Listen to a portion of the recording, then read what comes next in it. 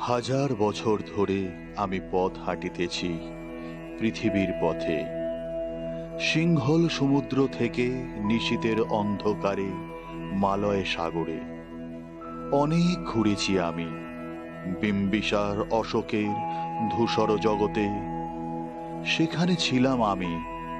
আরো দূর অন্ধকারে বিদর্ভ নগরে আমি ক্লান্ত প্রাণ এক। চারিদিকে জীবনে সমুদ্র সফেন।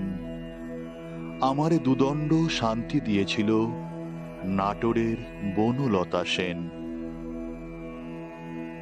চুল তার কবেকার অন্ধকার বিদিশার নিশা, মুক্তার সাবস্ত্রীর কারুকার্য। অতি দূর সমুদ্রের পর হাল ভেঙে যে নাবিক হারায়েছে দিশা। সবুজ ঘাসের দেশ যখন সে চোখে দেখে দারুচিনি দ্বীপের ভিতর, তেমনি দেখেছি তারে অন্ধকারে। বলেছে সে, এতদিন কোথায় ছিলেন?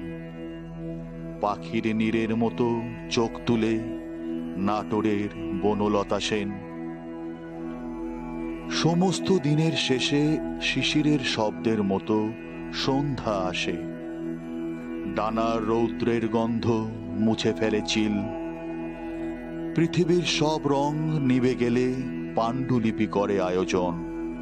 তখন গল্পের তরে জোনাকির রঙে ঝিলমিল। সব পাখি ঘরে আসে, সব নদী ফুরাইয়ে জীবনের সব লেনদেন।